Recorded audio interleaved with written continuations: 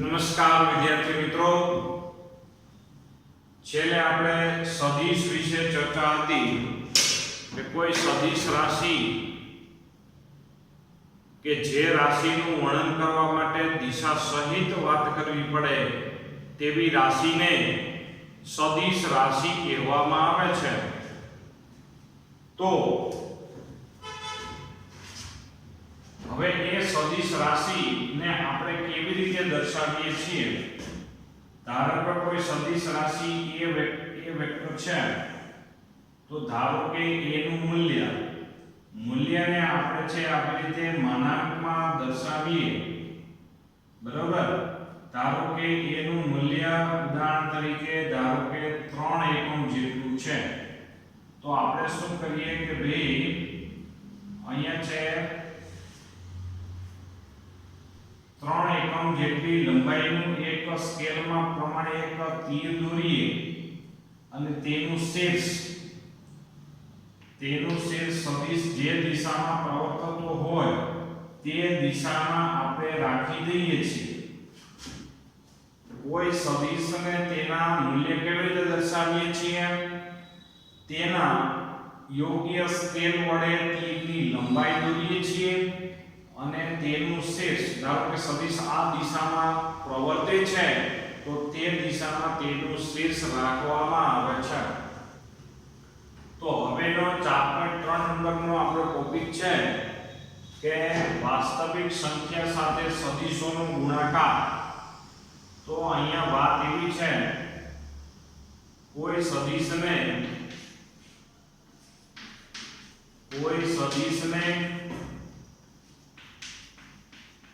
વાસ્તવિક સંખ્યા સાથે ગુણતા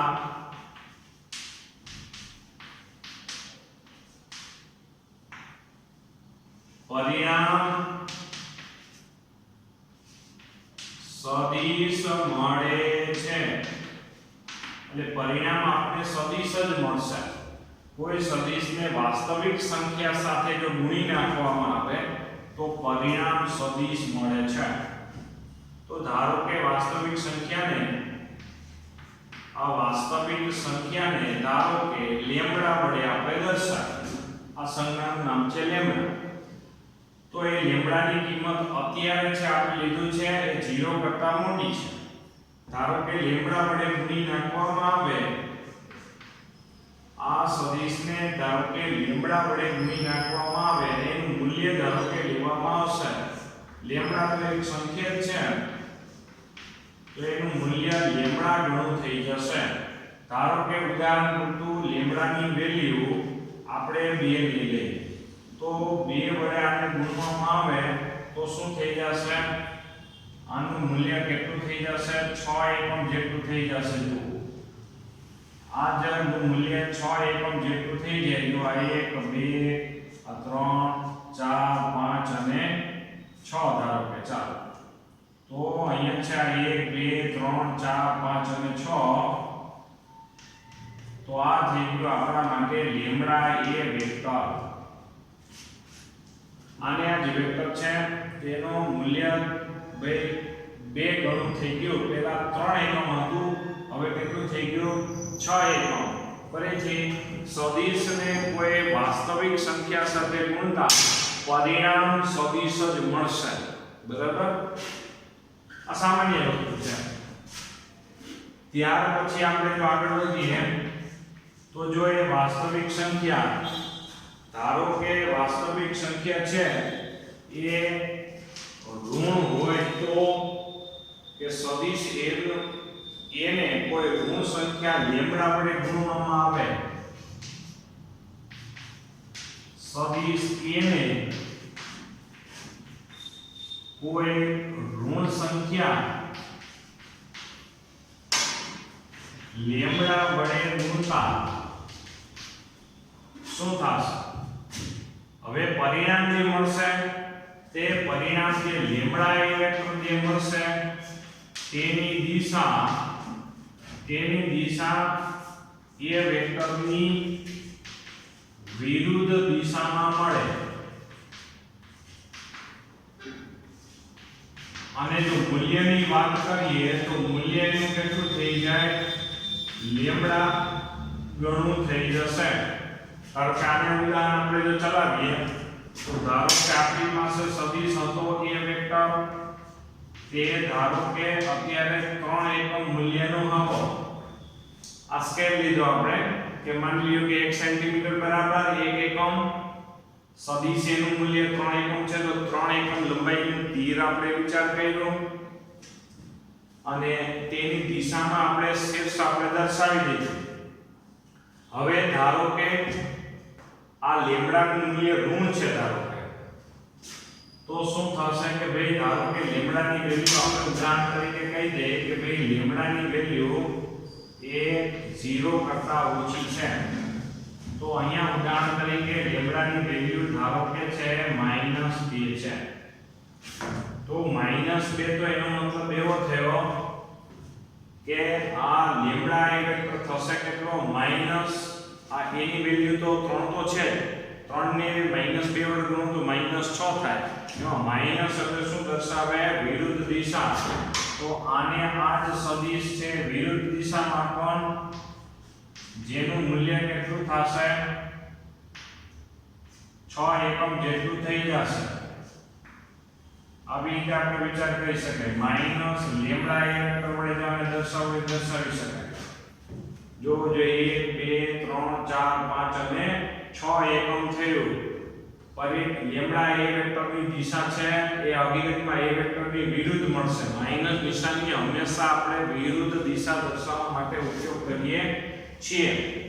તો આ વિરુદ્ધ દિશામાં આવશે. ત્યાર પછી આપણે અહીંયા છે આપણે અને આનું મૂલ્ય કેટલું થઈ ગયું લેમ્બડા ગણું થઈ ગયું. લેમ્બડા ગણું એટલે કે એનું મૂલ્ય લેમ્બડા ગણું એટલે કે એનું મૂલ્ય 3 હતું તો આનું મૂલ્ય 6 એકમ થયું. પણ આ માઈનસ નિશાનની વિરુદ્ધ દિશા દર્શાવવા માટે છે ખાસ બાબતે વિચાર કરવાનો રહેશે. તો ફરીથી બહુ સામાન્ય વાત છે એક કોઈ લેમ્બડા વડે ગણવાની વાત આવશે. ધારો કે આ લેમ્બડા એટલે કે વાસ્તવિક સંખ્યા છે એ લેમ્બડા એ કોઈ પરિમાણ વાળી અદિશ રાશિ હોય તો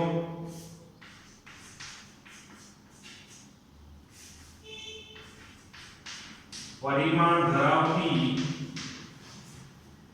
અદિશ રાશિ હોય તો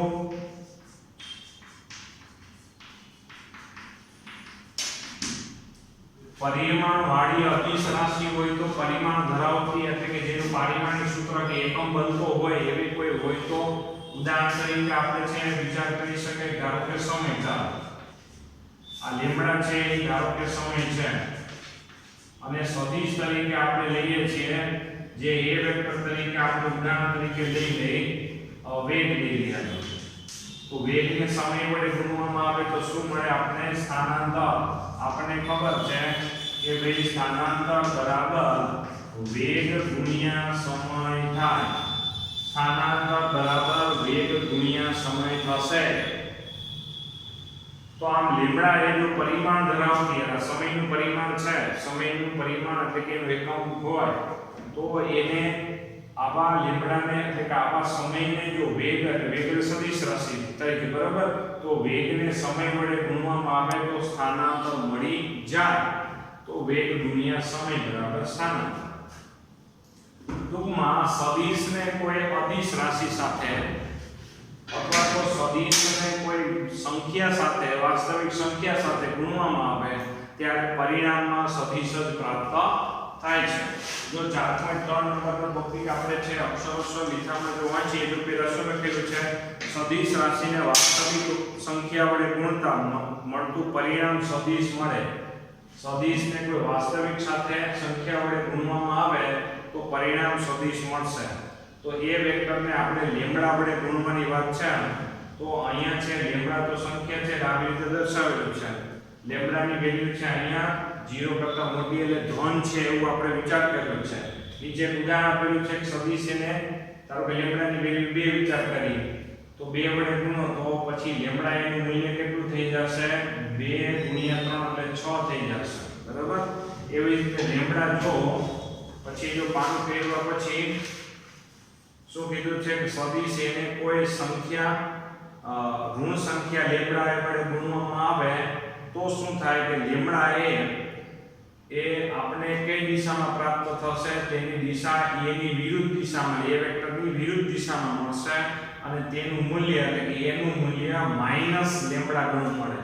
માઈનસ લેમ્બડા ગણું માઈનસ, જો વિચાર કરો તો a નું મૂલ્ય છે 3, આ છે -2, બેનો ગુણાકાર કરો તો -6 થાય.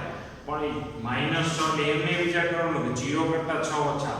સદિશના નિયમ પ્રમાણે માઈનસ વિરુદ્ધ દિશા દર્શાવવા માટે, અને આ વિરુદ્ધ દિશા દર્શાવવા માટે એટલે કે a વેક્ટરની વિરુદ્ધ દિશામાં આનું મૂલ્ય મળશે ને કેટલું? 6 જેટલું મળશે. ત્યાર પછી સદિશ a સાથે ગુણાકારમાં લેવાતો લેમ્બડા એ ભૌતિક પરિમાણ ધરાવતો હોય, લેમ્બડા એ કોઈ ભૌતિક પરિમાણ ધરાવતો હોય તો પરિણામ જે પરિમાણ ધરાવતો અદિશ પણ હોઈ શકે. લેમ્બડા ભૌતિક પરિમાણ ધરાવતો અદિશ હોઈ શકે છે. તેથી પરિણામ લેમ્બડા a ના પરિમાણ લેમ્બડા અને a ના ગુણાકાર જેટલો આપણે પ્રાપ્ત થાય, એટલે કે આ બે લેમ્બડા અને a નો ગુણાકાર છે, આ ધારો કે a છે, આ લેમ્બડા છે, ઉદાહરણ એટલું આપણે જેનું ઉદાહરણ આ જેટલું છે, વેગ અને સમયનો ગુણાકાર કરો તો આપણે સ્થાનાંતર મળે. અને આ બેનું જે પરિણામી પરિમાણ છે તે લેમ્બડા અને a નો પરિમાણ મેળવવાથી પ્રાપ્ત થશે.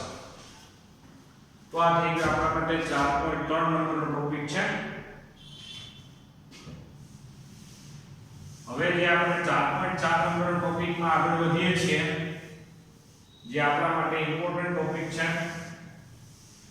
બધી જ રીતે ઇમ્પોર્ટન્ટ, જે ટોટલી નવી વાત છે અને એવું કેવું હોય તો કહી શકાય એક પ્રકારનું મેથેમેટિક્સ જ છે.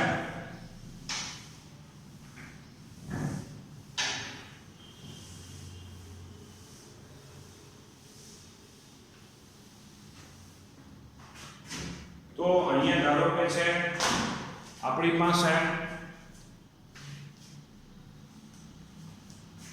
ધારો કે આપણે વાત કરવાની છે અત્યારે સદિશોના સરવાળા અને બાદબાકી.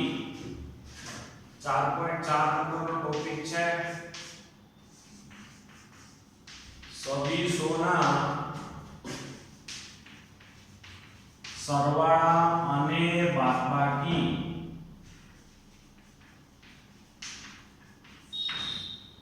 સદિશોના સરવાળા અને બાદબાકી.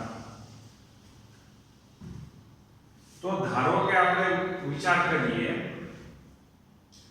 એક ઉદાહરણની વાત છે જે ટેક્સ્ટમાં નથી લખી, પણ આપણે અત્યારે ચર્ચા કરીએ છીએ જે આપણા માટે કામની વાત રહેશે. કે ધારો કે આપણે એક ઉદાહરણ આપીએ, જોજો બરોબર, કે એક પદાર્થ છે એના ઉપર 2 બળ લાગુ પડે છે.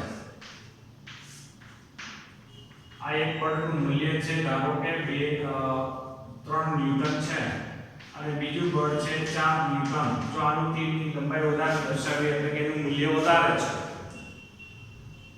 તો એક પદાર્થ છે એના ઉપર 2 બળ એક જ દિશામાં લાગે છે એવું દેખાય છે, અને એકનું મૂલ્ય 3, બીજાનું મૂલ્ય 4, તો પરિણામ કેટલું થાય? બેનો સરવાળો કરીને પરિણામ મળી જાય 7 ન્યૂટન. જોજો એક પદાર્થ છે, એક બળ લાગે 4 ન્યૂટન, બીજું બળ લાગે 3 ન્યૂટન, બે એક જ દિશામાં છે, તો પરિણામી બળ, પરિણામી એટલે કે રિઝલ્ટ શું મળશે? રિઝલ્ટન્ટ ફોર્સ છે આપણને 7 ન્યૂટન મળશે, એટલે 4 + 3 = 7. ત્યાર પછી ધારો કે એક બળ છે આ F2 4 ન્યૂટન અને બીજું બળ 2 પરસ્પર વિરુદ્ધ દિશામાં છે.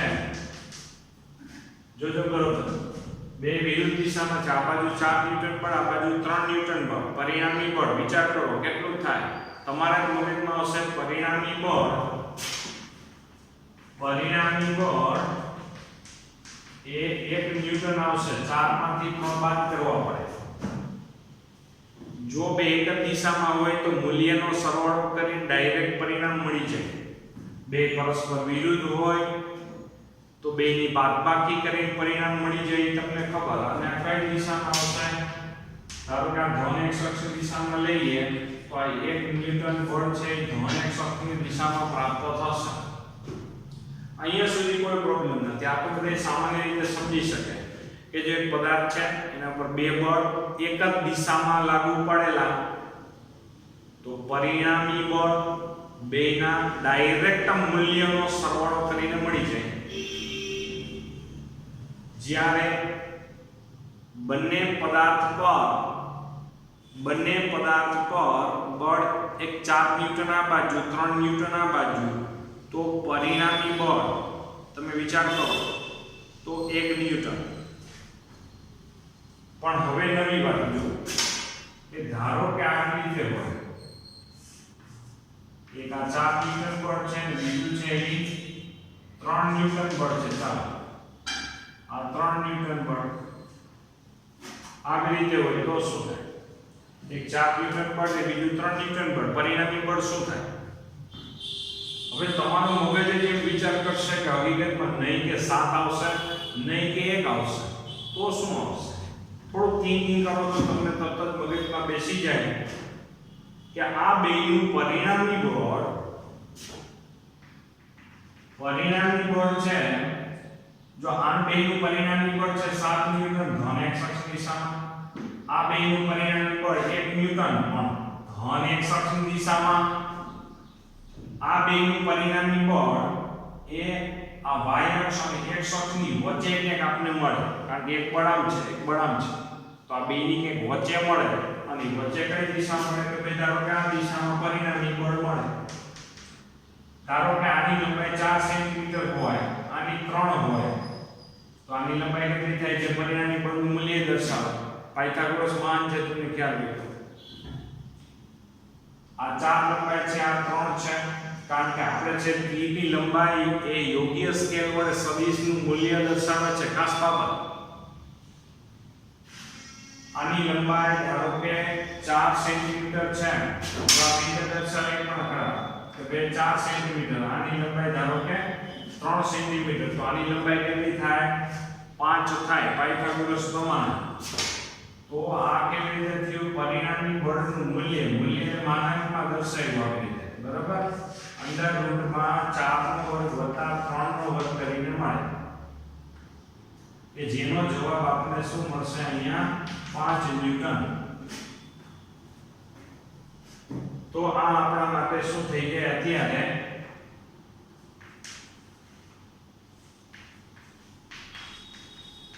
સમાંતર બાજુ ચતુષ્કોણનો નિયમ થઈ ગયો. સમાંતર બાજુ ચતુષ્કોણનો નિયમ થઈ ગયો. ધારો કે એક સદિશ a વેક્ટર છે અને બીજો સદિશ ધારો કે b વેક્ટર છે. ચાલો તો આ બેનું પરિણામ લેવા માટેનો રસ્તો શું થયો કે સદિશ a વેક્ટર અને સદિશ b વેક્ટર દિશા અને મૂલ્ય સાથે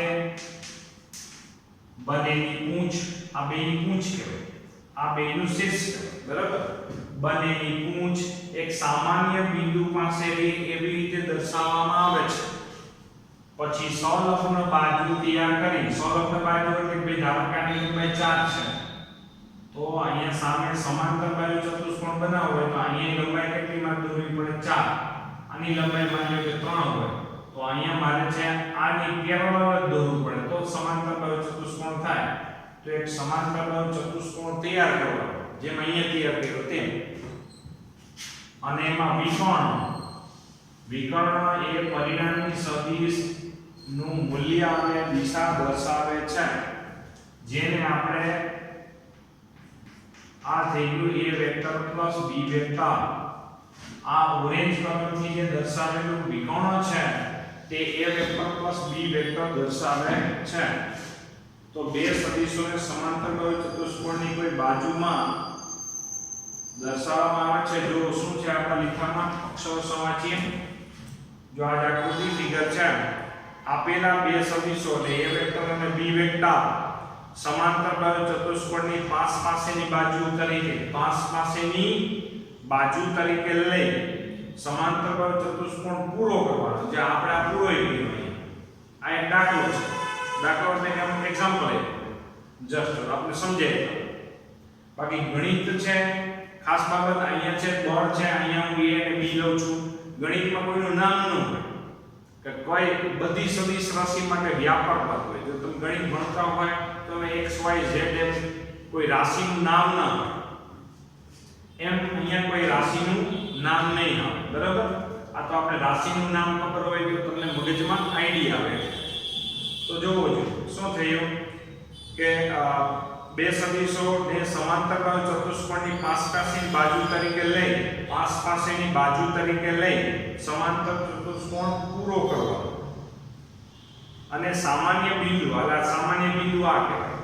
બરાબર? સામાન્ય બિંદુમાંથી બે સદિશોને દોરેલા હોય તેમાંથી, એટલે આ બે સદિશો જે સામાન્ય બિંદુમાંથી દોરેલા હોય તેમાંથી દોરેલો સમાંતર બાજુ ચતુષ્કોણનો વિકર્ણ તે બે સદિશોનો પરિણામી અથવા તો સદિશ સરવાળો દર્શાવે છે. વિકર્ણ આમાંય થઈ શકે, પણ વિકર્ણ કેવો લેવો? બે સદિશો જે સામાન્ય બિંદુમાંથી દર્શાવેલા હોય તેમાંથી જ દોરેલો વિકર્ણ, એટલે આ જ વિકર્ણ. નહીતર બે વિકર્ણ થાય, એક આમે થાય ને એક આમે થાય. પણ બે સદિશો જે સામાન્ય બિંદુએથી દર્શાવેલા હોય તે બે સદિશો માંથી દોરેલો, એના સામાન્ય બિંદુમાંથી દોરેલો વિકર્ણ તે પરિણામી સદિશ દર્શાવે છે. તો ત્યાર પછી આપણા માટે આલેખની રીત પણ છે. બે રીતે છે સરવાળા માટે. આલેખની રીતમાં અહીંયા છે આપણે ત્રિકોણનો નિયમ પણ આવશે.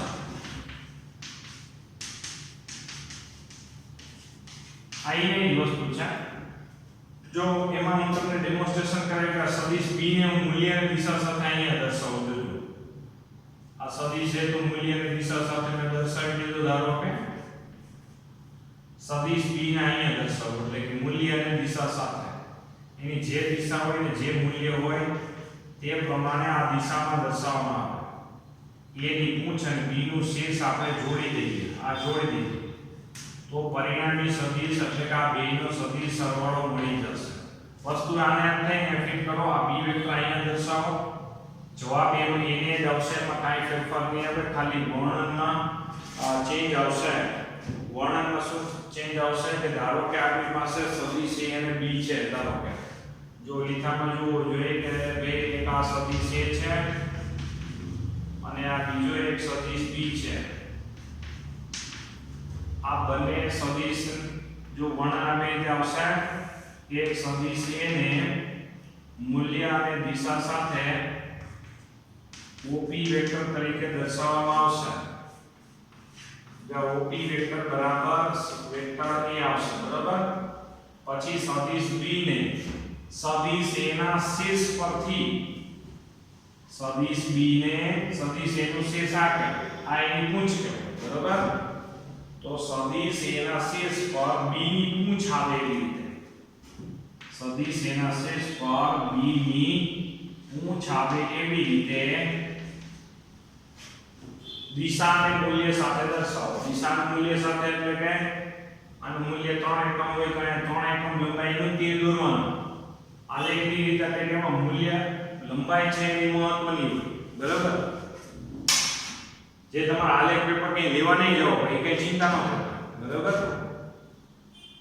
સદિશ a નું જેટલું મૂલ્ય હોય એટલા જ મૂલ્યનું આપણે તીર દર્શાવશું જે OP વેક્ટર વડે દર્શાવ્યું. સદિશ a ના શીર્ષ પર b ની પૂંછ આવે એવી રીતે સદિશ b ને મૂલ્ય અને દિશા સાથે ધારો કે q બિંદુ લઈએ તો એ q બિંદુ એટલે આ pq વેક્ટર છે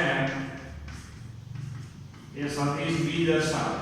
પછી સદિશ a ની પૂંછ અને b નું શીર્ષ જોડી દેવામાં આવે તો તમને પરિણામી સદિશ મળે છે. સદિશ a નું પૂંછ જેમાં અહીં સદિશ a ની પૂંછ અને b નું શીર્ષ જોડી દેવામાં આવે તો પરિણામી સદિશ એટલે કે આ બેનો સદિશ સરવાળો મળી જાય.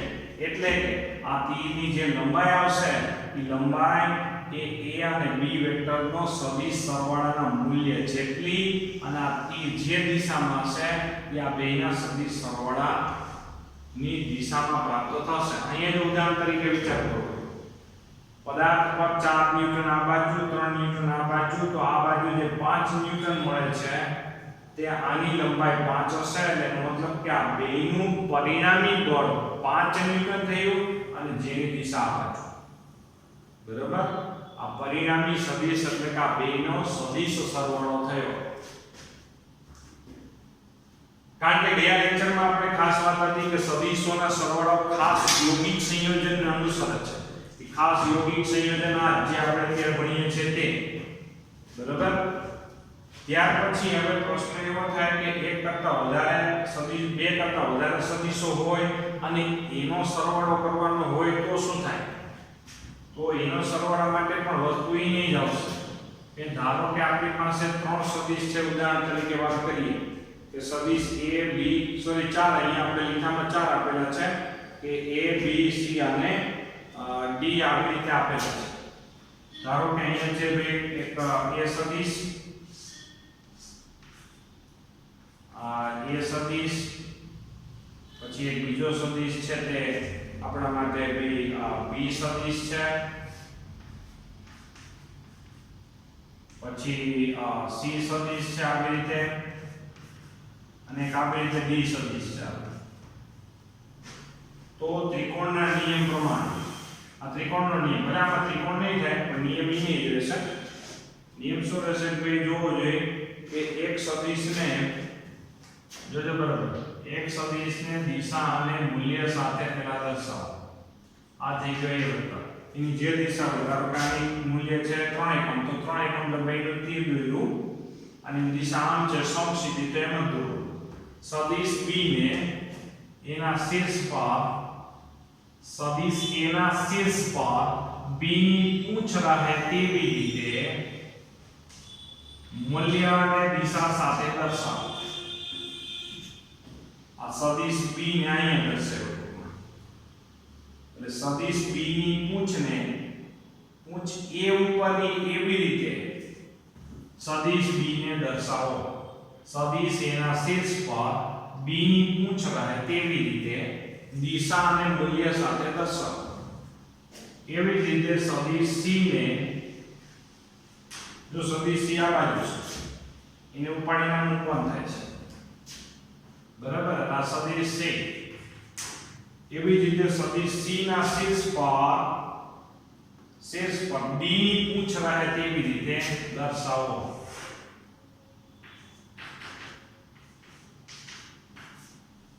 પછી a ની પૂંછ, પેલાની પૂંછ અને છેલ્લાનું શીર્ષ જોડી દો તો આપણને આ પરિણામી સદિશ મળે છે, જેને આપણે આ રીતે દર્શાવશું. તો જે આ વેક્ટર બરાબર આપણે શું લખી શકાય? a vector plus b vector plus c vector plus d vector, એટલે કે 4 એ 4 નો સદિશ સરવાળો આ r વેક્ટર થી મળે છે. અને r વેક્ટર યા ચારેયનું પરિણામી સદિશ છે, એટલે કે ચારેયનો સદિશ સરવાળો થયો.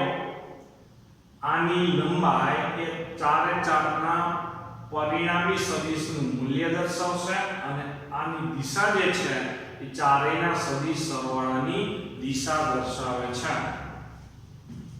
જો તો આ ટોટલી નવી વાત છે, ટોટલી નવી વાત છે. જેમાં જો આપણે વાંચીએ,